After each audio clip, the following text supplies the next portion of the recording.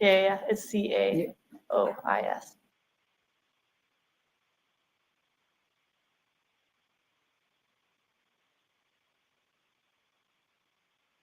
Thank you for standing by. My name is Tina, and I will be your conference operator today. At this time, I would like to welcome everyone to the CoreWeave second quarter 2025 earnings call. All lines have been placed on mute to prevent any background noise. After the speaker's remarks, there will be a question and answer session. To ask a question, simply press star followed by the number 1 on your telephone keypad. To withdraw your question, press star 1 again. It is now my pleasure to turn the call over to Deborah Crawford, Vice President of Investor Relations. You may begin. Thank you. Good afternoon and welcome to CoreWeave's second quarter 2025 earnings conference call. Joining me today to discuss our results are Mike Intrator, CEO, and Nitin Agrawal, CFO. Before we get started, I would like to take this opportunity to remind you that our remarks today will include forward-looking statements. Actual results may differ materially from those contemplated by these forward-looking statements. Factors that could cause these results to differ materially are set forth in today's earnings press release and in our quarterly report on Form 10-Q filed with the SEC. Any forward-looking statements that we make on this call are based on assumptions as of today, and we undertake no obligation to update these statements as a result of new information or future events. During this call, we will present both GAAP and certain non-GAAP financial measures. A reconciliation of GAAP to non-GAAP measures is included in today's earnings press release. The earnings press release and an accompanying investor presentation are available on our website at investors.coreweave.com. A replay of this call will also be available on our investor relations website. And now I'd like to turn the call over to Mike. Thanks, Deborah, and good afternoon, everyone. CoreWeave had a standout second quarter as we continue our hypergrowth journey against the backdrop of unprecedented demand for our AI cloud services. Adoption is expanding rapidly, with the enterprise increasingly viewing AI as a strategic imperative and CoreWeave as the force multiplier that enables adoption, innovation, and growth for training as well as inference workloads. As a result, revenue grew a better than expected 207% year over year to $1.2 billion for the second quarter, with adjusted operating income of $200 million.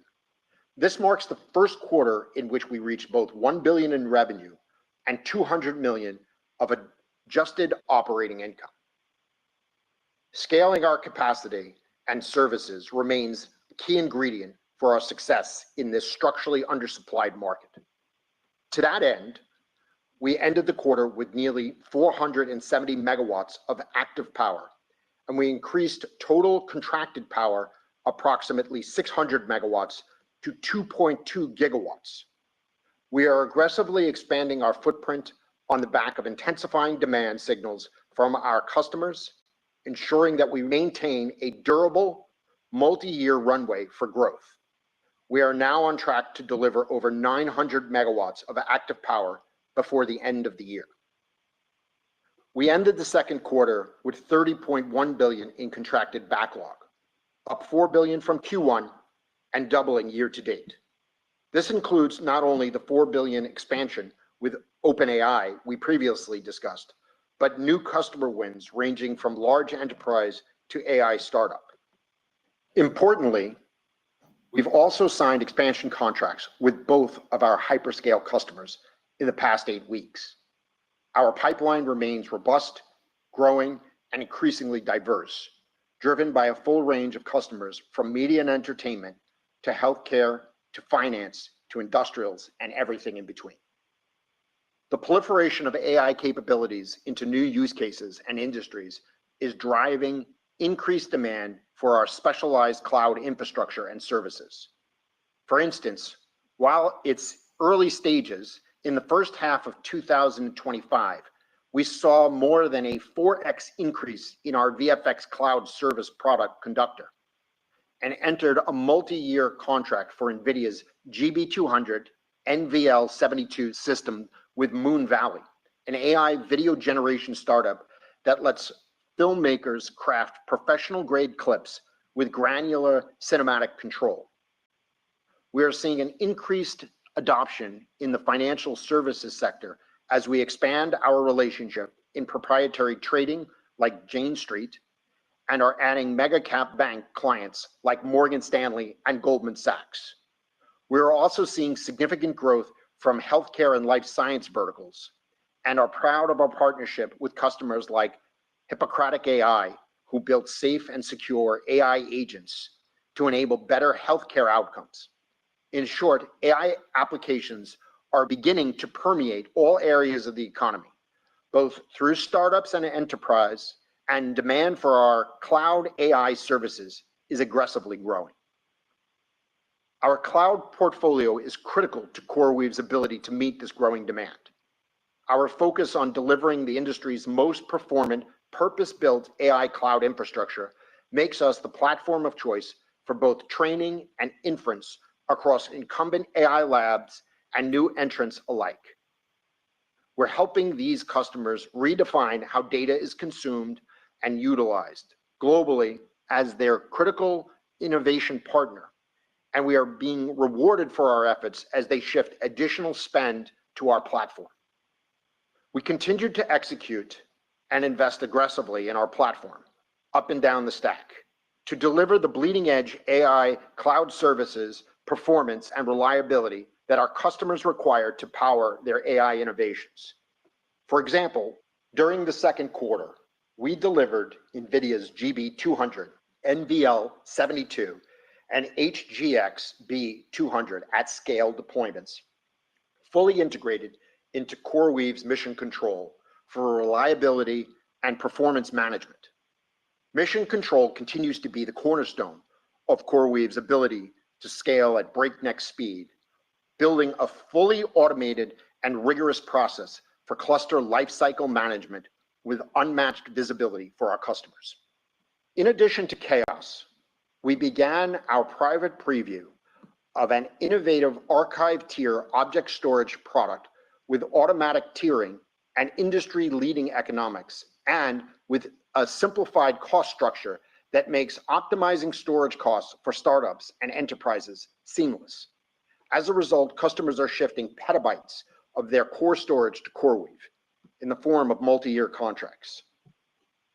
We are providing support for additional third-party storage systems tightly integrated into CoreWeave's technology stack, with large-scale production deployments of VAST, Weka, IBM Spectrum Scale, DDN, and Pure Storage. With Weights and Bias, we deliver an integrated full-stack observability feature, giving researchers immediate feedback to diagnose the factors impacting performance and reliability of their AI workloads, from the data center through network fabrics and storage, GPUs, and up to their machine learning code. We launched the CoreWeave and Weights and Bias inference service, utilizing our incredibly reliable compute platform to power research-friendly API for state-of-the-art AI models, including OpenAI's new open source model, Meta's Llama 4, DeepSeek, Kimi K2, and QN3. This new product allows customers to easily bring AI inference into production on their applications with tight integration into our Weave product, ensuring visibility into the service, quality, and safety. We continued our investment in Sunk, Slurm on Kubernetes, which is used by many of the largest AI labs and enterprises in the world, providing improved identity federation, research segmentation, and scale. We began introducing flexible capacity products to help our customers better manage their end customer demand. In addition to our on-demand and reserved inference offering, our Spot product is in customer preview and will be introduced additional capacity product over the second half of the year. We also saw significant growth in our backbone and networking service as one of our largest AI lab customers leveraged our networking backbone to connect its multi-cloud inference infrastructure. Our product development roadmap is robust, and we are excited to announce new cloud services and capabilities over the remainder of the year that will further accelerate growth within the AI ecosystem and empower customers to meet their evolving business needs. We have entered new parts of the capital markets and accessed new pools of capital, driving our cost of capital lower. We priced both of our inaugural and second high-yield bond offerings in the past 3 months. These transactions were upsized due to strong demand and were priced at lower interest rates. More recently, we closed on a landmark secure GPU financing with many of the world's leading banks, a novel financing structure that CoreWeave has pioneered.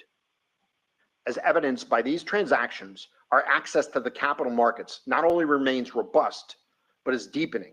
We are grateful for this support in our mission and expect to continue to access less expensive capital sources as we continue to execute. We will continue to verticalize our platform and enhance our control, efficiency, and differentiation, fueled by our investment both up the stack, as you saw with our acquisition of Weights and Biases last quarter, and down the stack, as highlighted by our proposed acquisition of Core Scientific last month. Our ability to scale state-of-the-art infrastructure will further be bolstered by the more than $6 billion data center investment we've announced in Lancaster, Pennsylvania, as well as a large data center project in Kenilworth, New Jersey, that we are co-developing via a joint venture with Blue Owl. These new sites are perfect examples of our broader data center strategy, which allow us to provide a mix of both large-scale training and low-latency inference compute across the country. Now, I'd like to come back to our proposed acquisition of Core Scientific. We believe the combination will accelerate value creation for shareholders of both companies. Both the CoreWeave and Core Scientific management teams and boards have evaluated this transaction extensively and concluded this is the best for both companies and their shareholders. The rationale behind the deal is quite simple and powerful. Verticalization creates tremendous operational and financial efficiencies that will strengthen our ability to serve our customers at scale. Owning the infrastructure will allow CoreWeave to scale faster and more efficiently.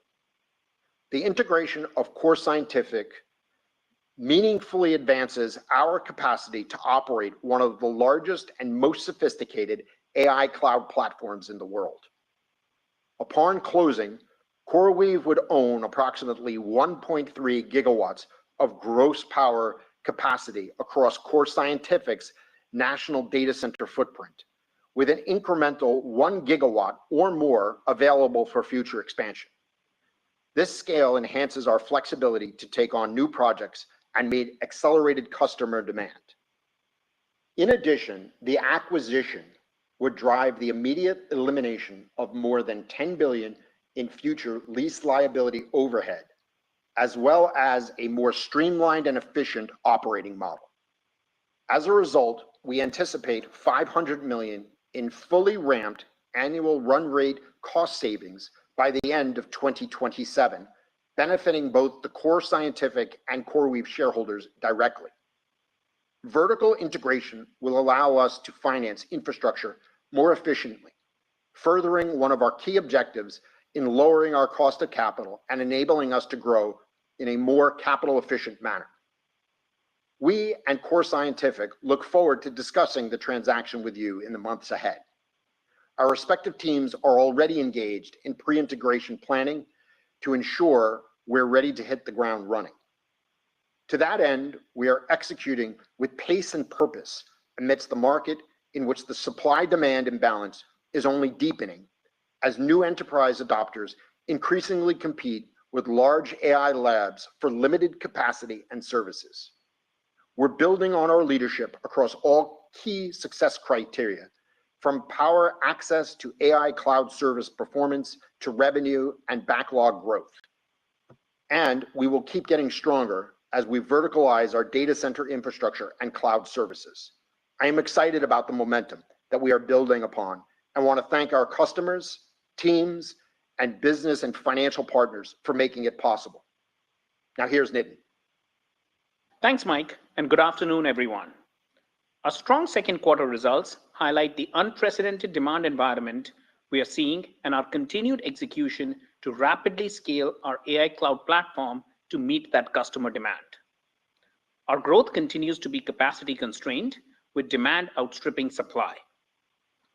Since our Q1 call, we have signed expansion contracts with both our hyperscaler customers. We also closed our acquisition of Weights and Biases and announced our proposed Core Scientific acquisition.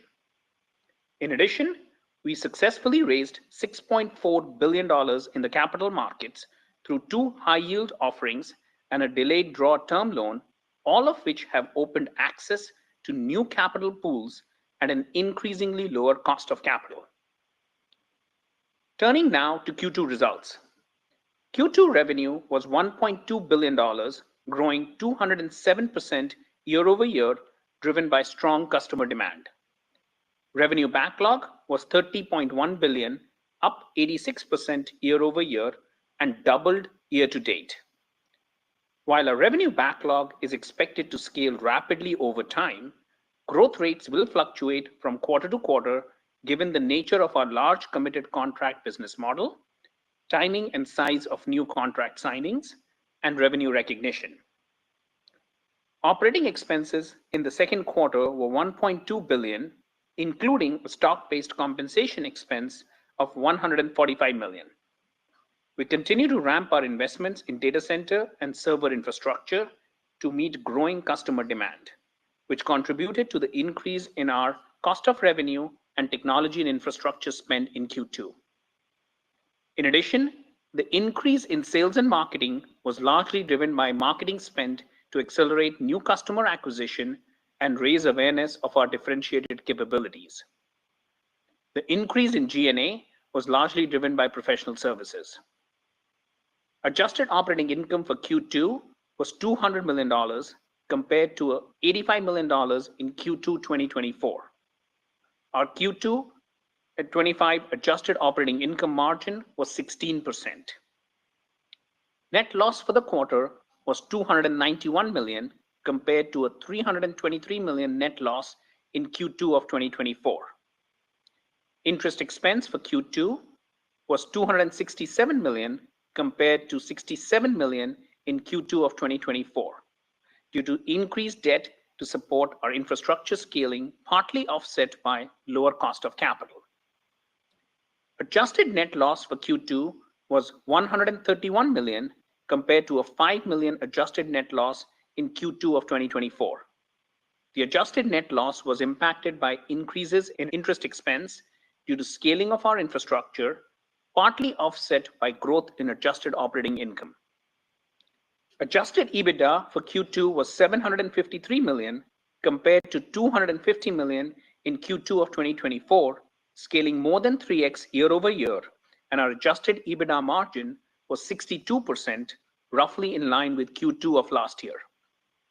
Turning to capital expenditures, CapEx in Q2 totaled $2.9 billion, which is up over $1 billion quarter over quarter as we scale rapidly to meet our accelerating customer demand.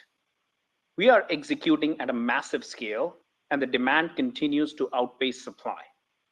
As a reminder, CapEx consists primarily of investments in property and technology equipment and is calculated as a change in gross PP&E minus the change in construction in progress.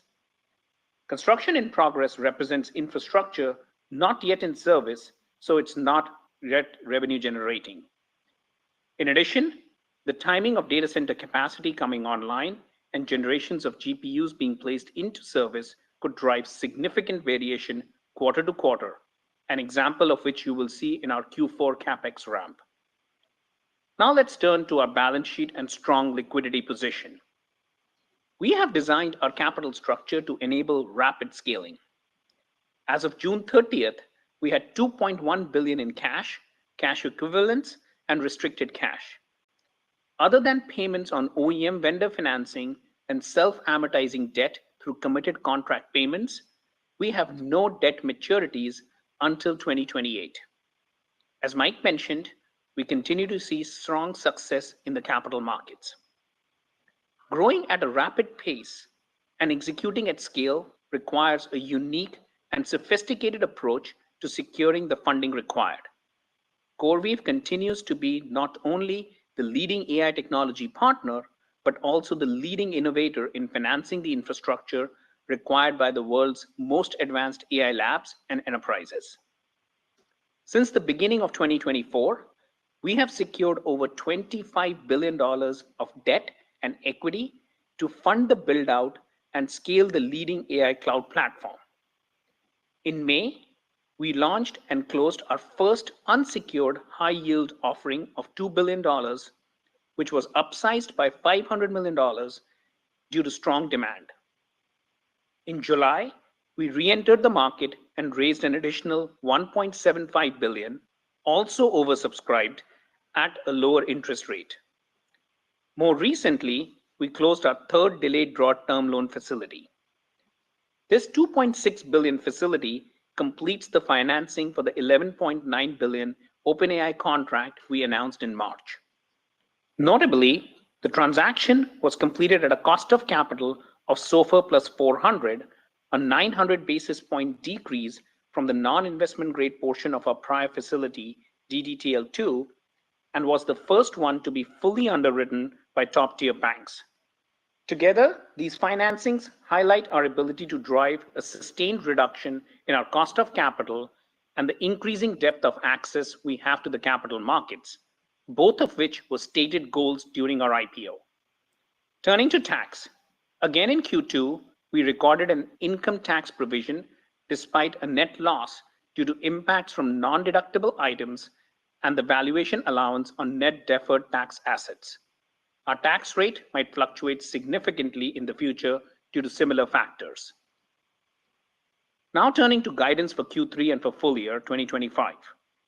As Mike mentioned, we're seeing an acceleration of customer demand and our pipeline remains robust and increasingly diversified.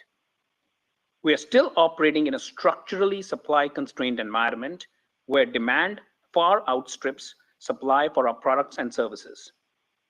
Our operations and engineering teams are working relentlessly to deploy more capacity faster for our customers. With a strong demand backdrop, we expect Q3 revenue in the range of $1.26 to $1.30 billion. In addition, we anticipate Q3 adjusted operating income between $160 to $190 million as we are quickly ramping our capacity to meet customer demand. As we have discussed earlier, as we deploy scaled capacity and bring large chunks of capacity online, we incur some costs prior to revenue generation. The scale of our deployments relative to our base implies that these costs ahead of revenue have a short-term impact on our margins. We expect our Q3 interest expense to be in the range of $350 to $390 million, impacted by increased debt to support our demand-led CapEx growth, partly offset by increasingly lower cost of capital. We expect our CapEx for the third quarter to be $2.9 and $3.4 billion. In addition, like last quarter, we expect stock-based compensation to remain slightly elevated throughout the year for grants issued in connection with the IPO and incremental hiring to support our growth. Moving to full year guidance. For the second quarter in a row, we are raising our full year revenue guidance.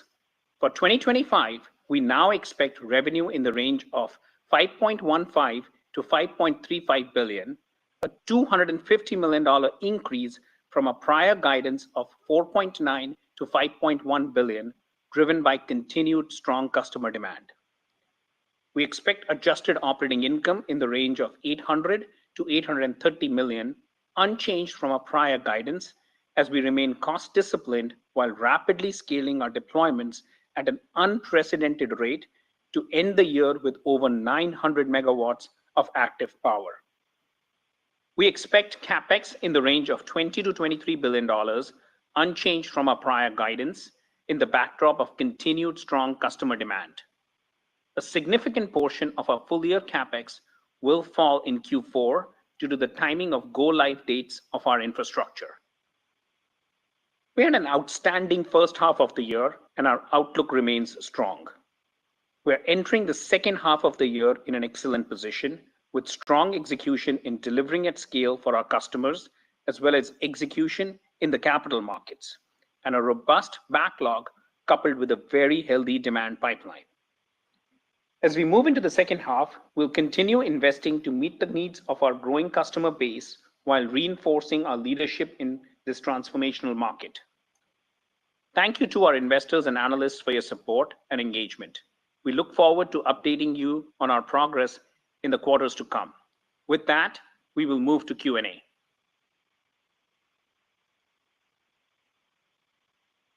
As a reminder, to ask a question, simply press star followed by the number 1 on your telephone keypad.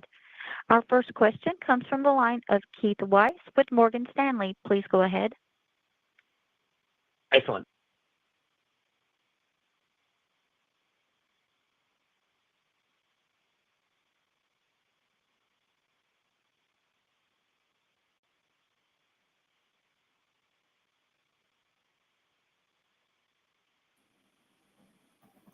Keith, we can't hear you.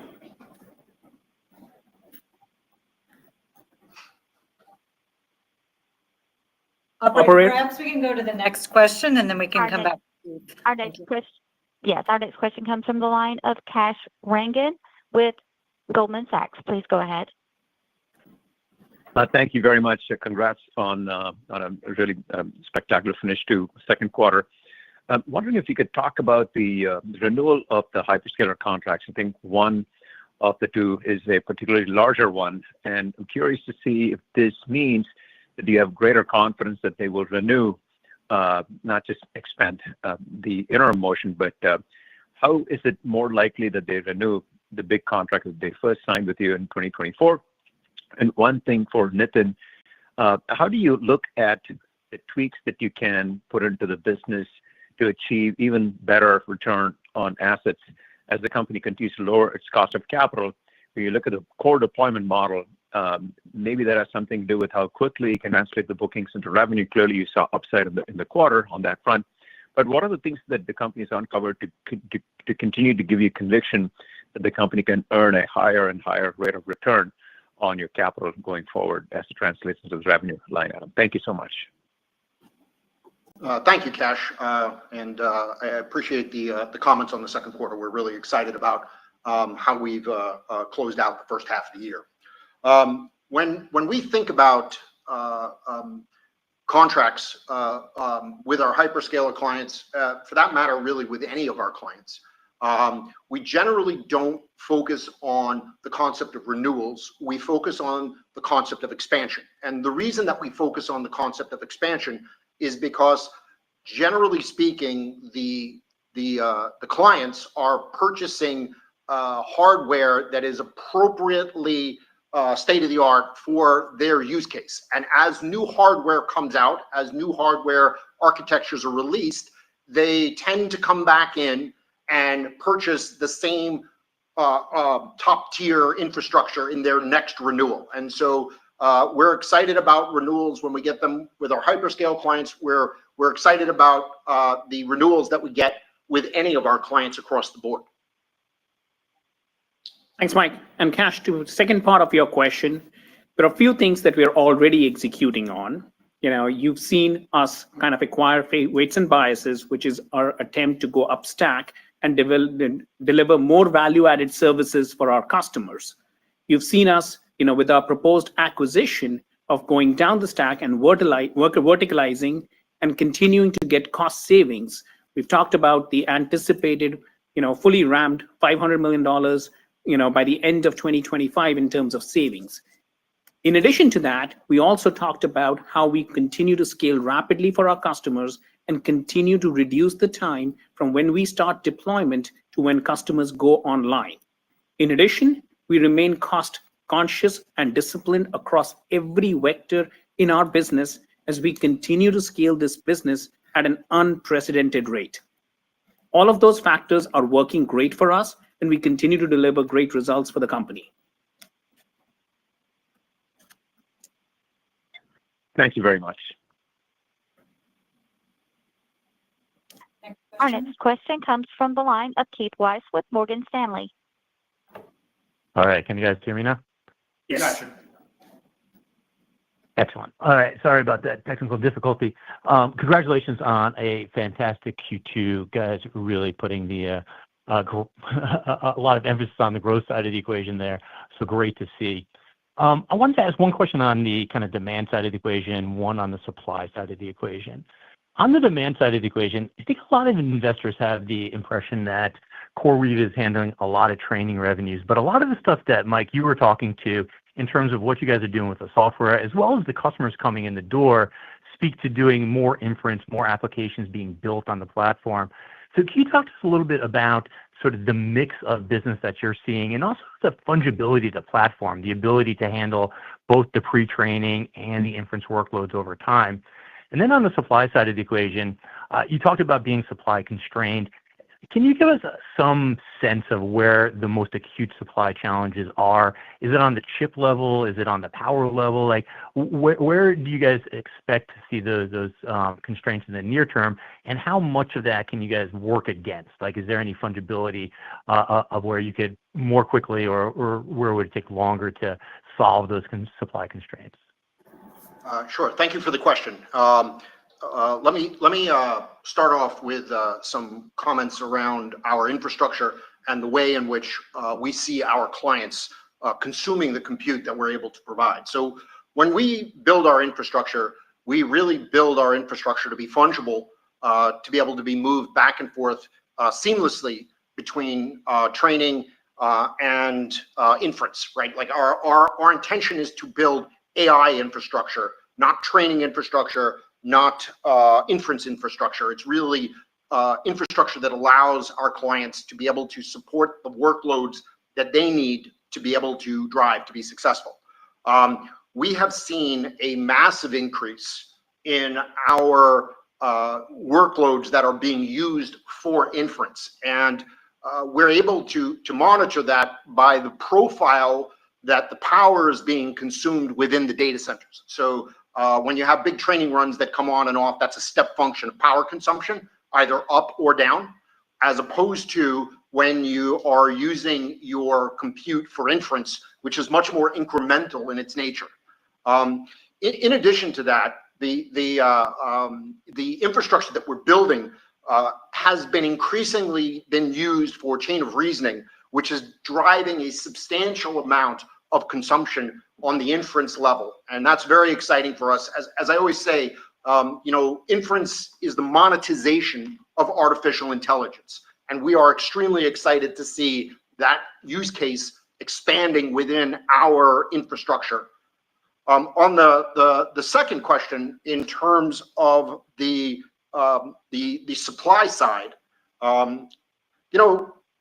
the end of the day, right now, it's the powered shells that are the choke point that is causing the struggle to get enough infrastructure online for the demand signals that we are seeing, not just within our company. It's the massive demand signals that you're seeing across the industry. And at the end of the day, what we are looking at, and I think what you're hearing across the board, is that this is a structurally supply constrained market. It is a market that is really working hard to try and balance, and there are fundamental components at the powered shell, at the power in terms of the electrons moving through the grid, at the supply chains that exist within the GPUs, the supply chains that exist within the mid-voltage transformers. There's a lot of different pieces that are constrained, but ultimately the piece that is the most significant challenge right now is accessing powered shells that are capable of delivering the scale of infrastructure that our clients are requiring.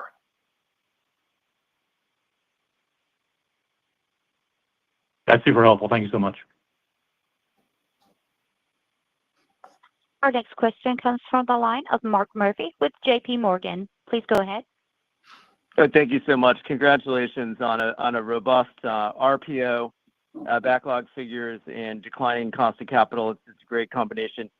Mike, we've heard commentary that many governments actually around the world want to build their own version of Stargate, and that they've begun to reach out. Can you comment on any developments with respect to some of the sovereign governments that want to build modern AI data centers, and what you think might determine whether they're comfortable using a U.S.-based provider such as CoreWeave? Then I have a quick follow-up.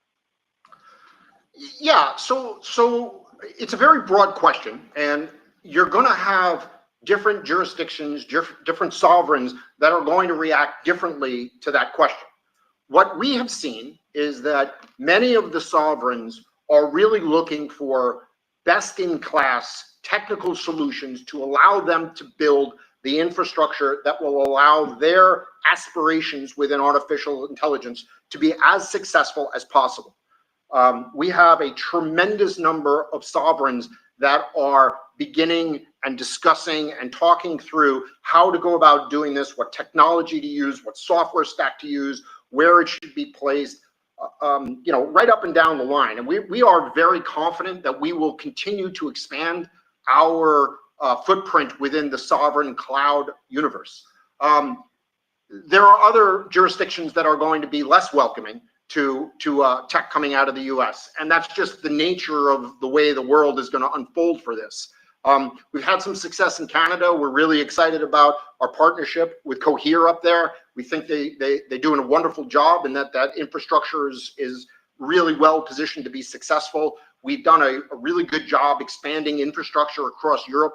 We feel like we'll be able to reach clients across the European theater, and we look for our clients to lead us into new jurisdictions where they will become the anchor tenants that will allow us to expand the build that we do and the software delivery systems that we create in order to let them become as successful as they would like to be within the AI infrastructure component of the market. Okay, understood. And as a follow-up, I believe that you said CoreWeave signed expansion contracts with both hyperscaler customers in the past 8 weeks. And just since it's August 12th, could you clarify, do you mean that those expansions are already reflected in the Q2 backlog figures? In other words, you're saying that you did incremental business in the month of June, or did you mean that those expansions were signed in July and August? Thanks, Mark, for your question. One of those contracts was signed in Q2 and is reflected in the Q2 revenue backlog number. The other one was signed in Q3 and will be reflected in our Q3 revenue backlog number. And is there any sense of scale on those, Nitin, or whether it's core GPU services versus an extension into weights and biases, or are you unable to give that kind of detail yet? It does include services elements of our portfolio, and we'll give a wholesome update in Q3 earnings on the revenue backlog at the end of Q3. These contracts are for GPU compute. Excellent. Great to hear. Thank you so much. Your next question comes from the line of Raimo Lenschow with Barclays. Please go ahead.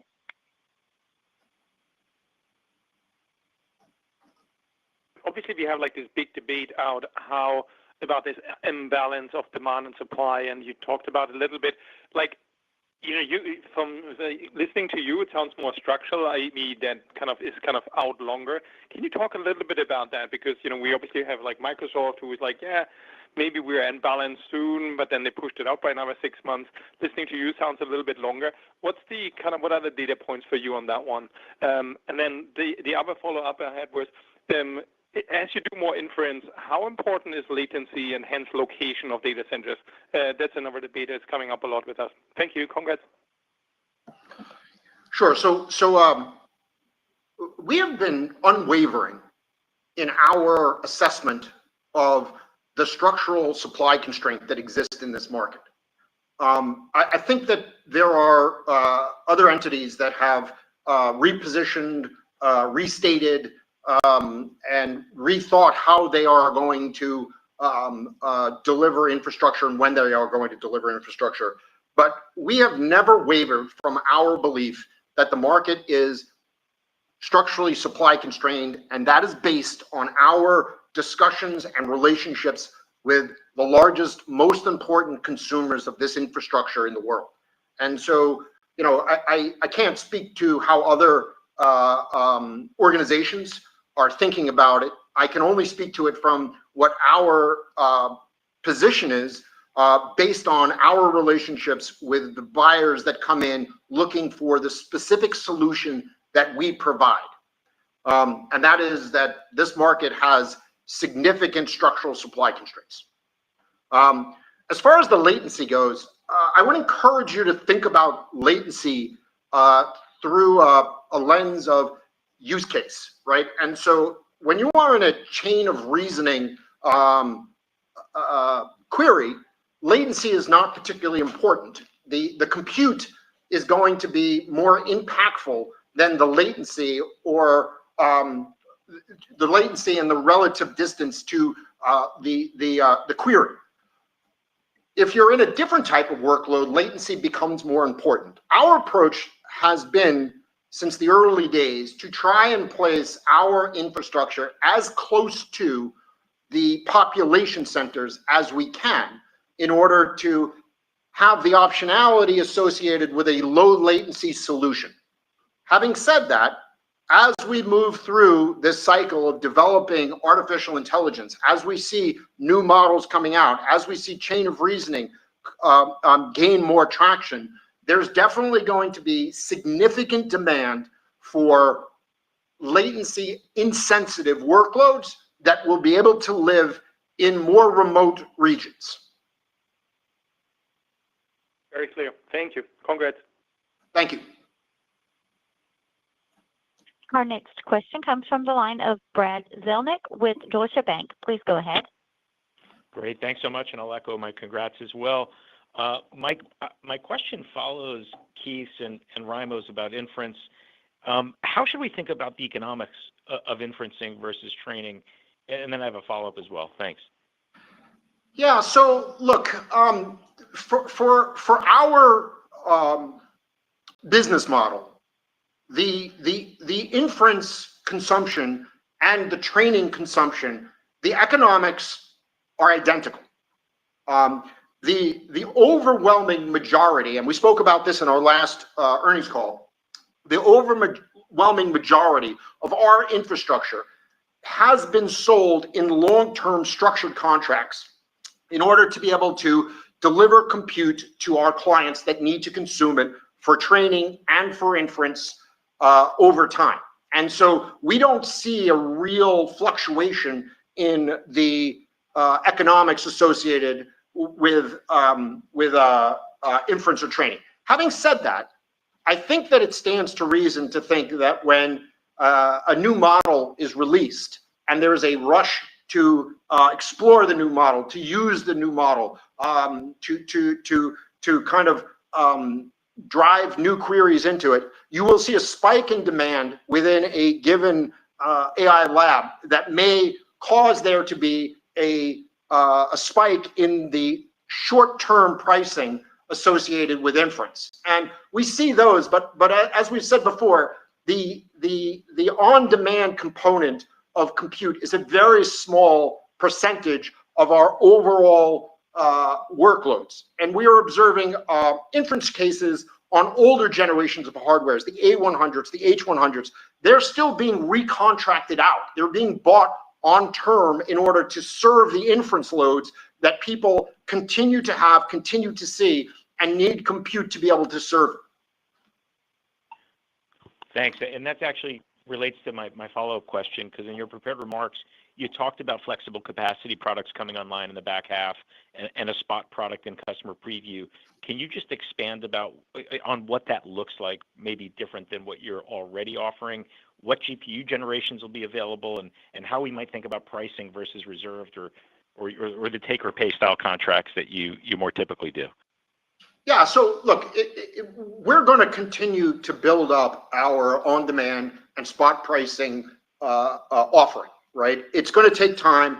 The biggest challenge that we have is that every time we're able to build capacity, it is immediately consumed by one of our existing or a new client that wants to expand their exposure to additional compute to be able to serve their models. And so that has been a continual challenge for us. I guess it's a good problem to have, but it's a problem for us. But that product, we're working diligently to be able to expand that capacity so that we're able to provide more of a spot product. A big part of that, just so you understand, is so that we can identify new users of compute, identify new companies that are coming into existence, identify new use cases that need compute so that we can build services that are appropriate for them, that allow them to build their businesses and sell their product into the market. And so we really want to be able to do that. And we want to be able to have that offering, but it is challenging in a market that is so demand constrained. Makes a lot of sense. Thank you. Our next question comes from the line of Michael Turin with Wells Fargo. Please go ahead. Hey, great. Thanks very much. Appreciate you taking the question. You mentioned we'll see some variability on the backlog number, 30 billion, nearly 2x where you were a year ago, but also fairly consistent with where you were last quarter when you added the OpenAI expansion. So I think it would just be useful as we're all getting to know CoreWeave, just if you could help us calibrate a bit more on what to expect from that metric going forward? How often is it the case that you can find a customer scale to move the needle sequentially there, and where does that $30 billion sit relative to the opportunities you still see in front of you? Thanks very much. Thank you. So first of all, it's important to understand that the demand for compute that we're seeing is from our largest, most important clients is expanding in scale, in magnitude, this is a planetary rebuild of the infrastructure that they require in order to be able to deliver their products to the market. And so when we're looking at our pipeline, and we are looking at the contracts that are in that pipeline that we are working on, they are extremely significant. They will move the needle. Having said that, these contracts are heavily negotiated, and they do take a significant amount of time in order to move through the cycle to make sure that everything is done correctly so that we can successfully deliver the product and quality that our clients require. And so we think that you're going to continue to see step functions in compute as these large clients take large blocks of compute over long periods of time from CoreWeave. They like our product. They like the way we deliver compute. They like the performance of the compute, and they will continue to buy from us as long as we can continue to build and deliver this infrastructure. Thank you. Our next question comes from the line of Greg Moskowitz with Mizuho. Please go ahead. Great, and I'll add my congratulations. In the Q2, can you give us a sense of how successfully you were able to repurpose older GPU clusters that had come off contract? Any changes today vis-a-vis how this was trending around the start of the year? Yeah, thank you for the question. It's a great question. So what we are seeing is we are seeing the infrastructure that is being delivered off of these contracts being recontracted out for additional term in order to be able to continue to deliver that compute, largely for inference. And so we're talking about the H100s, we're talking about the A100s, we're talking about delivery of this compute into contracts that are anywhere between 1 and 3 years in extension after the initial contract is over. And so we're pretty excited about that. We've also seen things, and this came up in the last call, where the OpenAI contract was contracted out for 5 years with 2 additional 1-year extensions, which also provides a significant amount of transparency into how people view the run out of compute as it becomes an older generation. Very helpful. Thank you. Our next question comes from the line of Tyler Radke with Citi. Please go ahead. Yeah, thank you for taking the question. 2 for me. So one question just on timing. You talked about the big CapEx ramp in Q4. Obviously, the revenue guide also implies a pretty big step up in Q4. Can you just help us understand the timing aspect there, particularly with CapEx a little bit lighter than we expected in Q2? Is this simply kind of delays related to Blackwell, or is it specific to kind of contracts that you're expecting to ramp in Q4?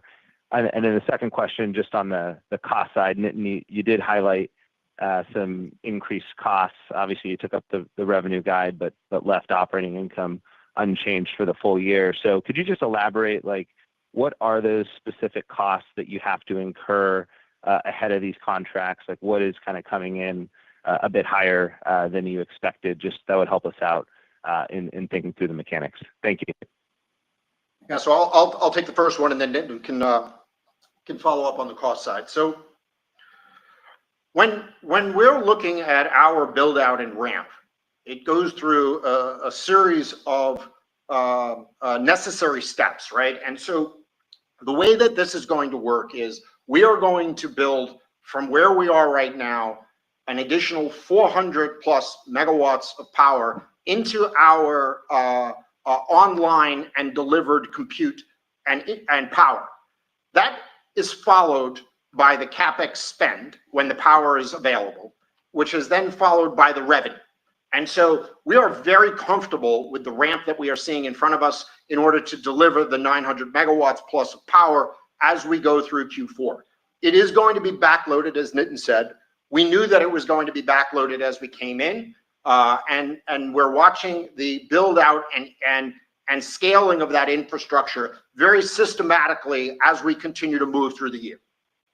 Thanks, Mike. And the other piece I would add to that is that we've been operationally preparing for this ramp up in executing and delivering this power by the end of the year. So we are ready to kind of go through that exercise at this moment.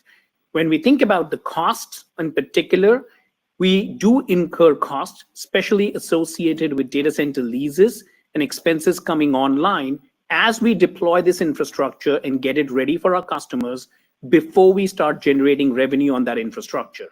That does create a timing mismatch, especially when you're adding capacity at the unprecedented scale we are adding, which is what you see reflected in our margin profile for the short duration as these customer contracts ramp up and the infrastructure associated with them is delivered to these customers.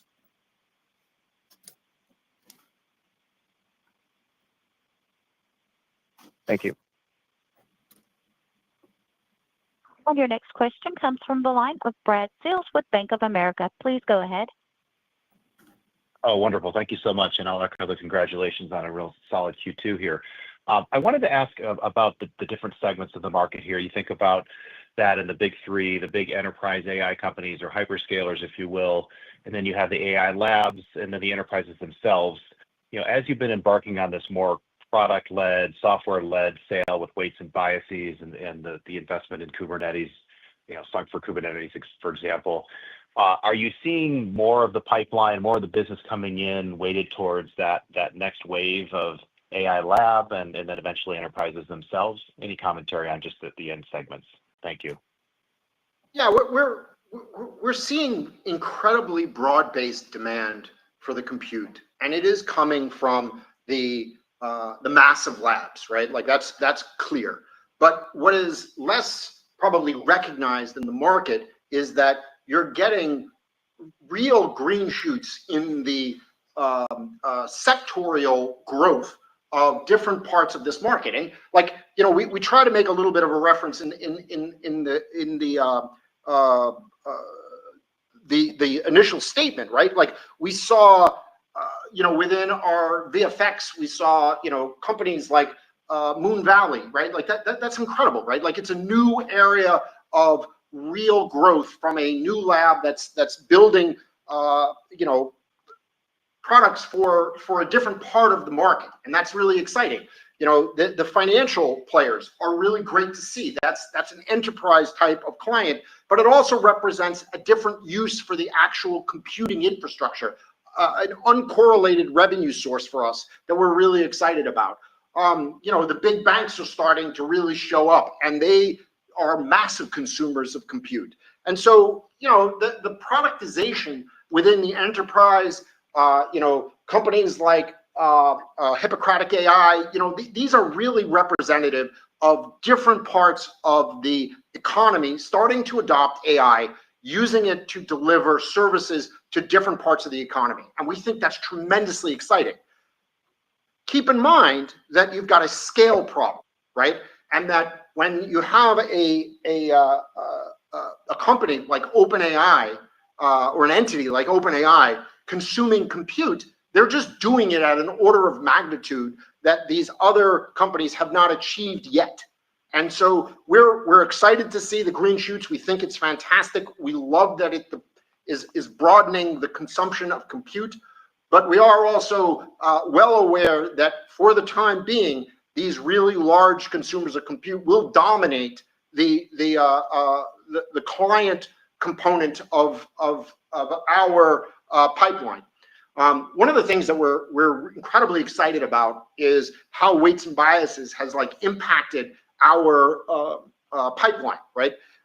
Weights and biases brings in 1,600 new clients. They bring in clients like British Telecom. It's fantastic to see us forming relationships with these enterprise clients that are experimenting, are learning, are integrating AI into what they do. And it gives us an opportunity to position ourselves to become a supplier to them of the software and the hardware that they're going to require to be successful. Super exciting. Thank you, Mike. And then one more, if I may, please. I know cost of debt is a big focus for you, and congratulations on the last two capital raises, bringing that down.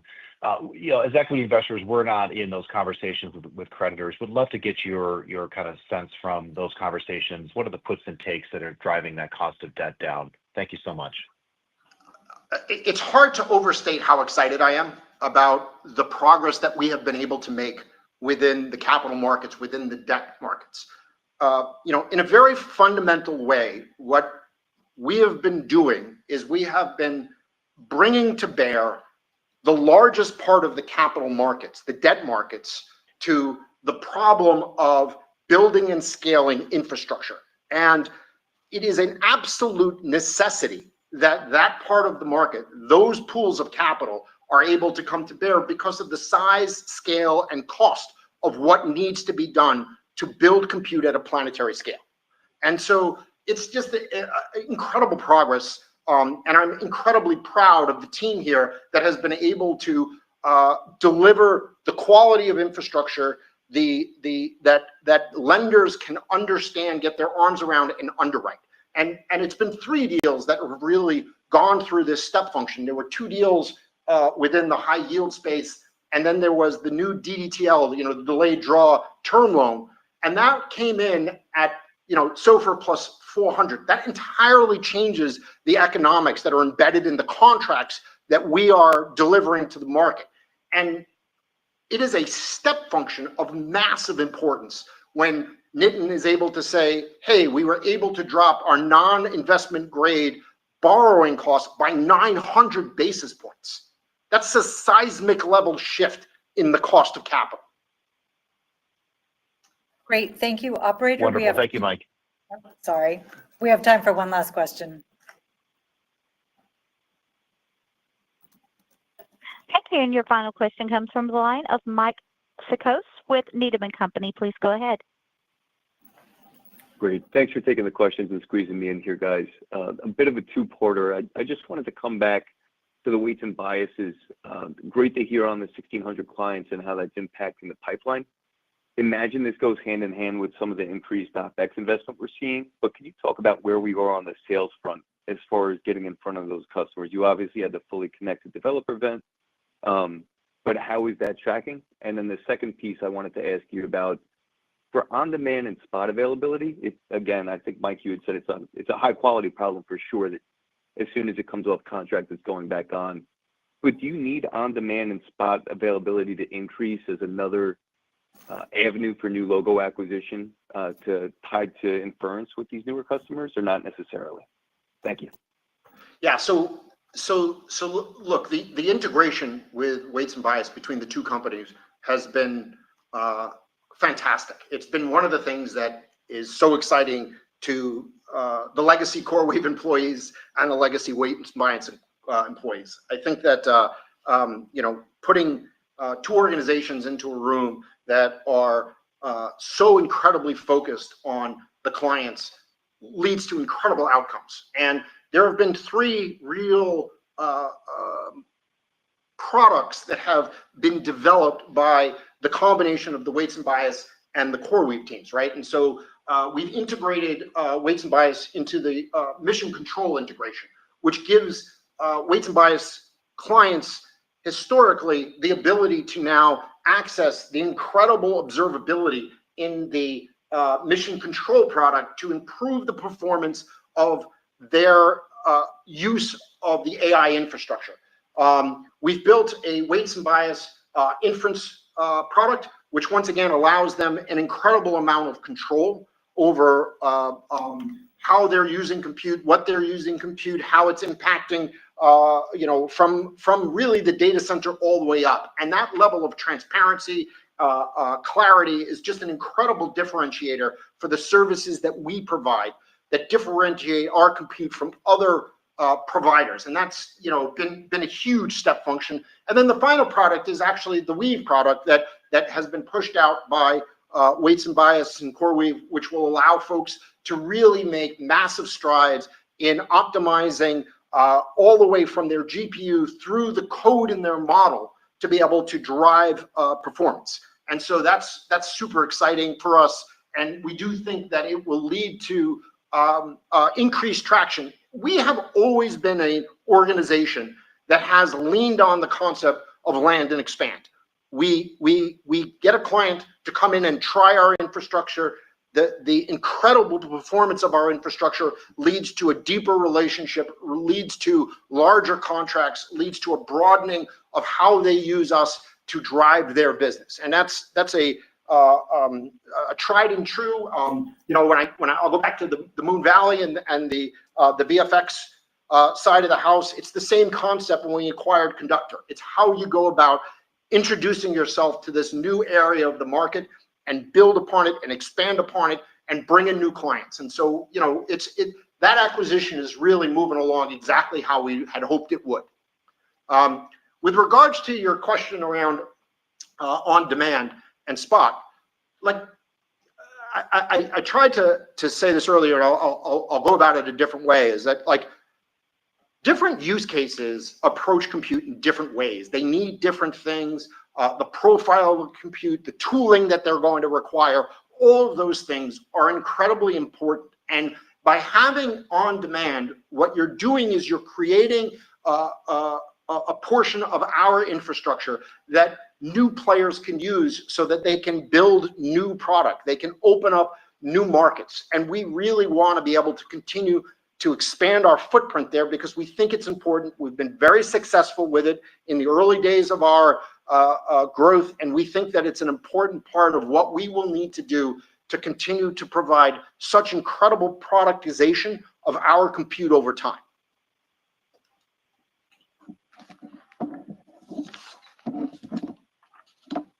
Thank you very much. All right, so thank you for coming through the Q2 earnings call with us. We appreciate the questions and your interest. Our standout second quarter results reflected continued execution across every dimension of the business. We're scaling rapidly to meet unprecedented demand for our purpose-built AI cloud platform, which continues to lead the industry in both performance and scale. We remain confident that 2025 will be a landmark year for CoreWeave. Our momentum is real, our strategy is working, and we are just getting started.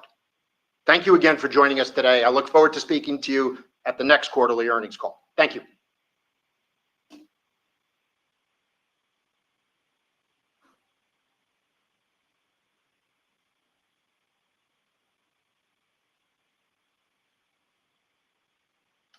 As we are clear.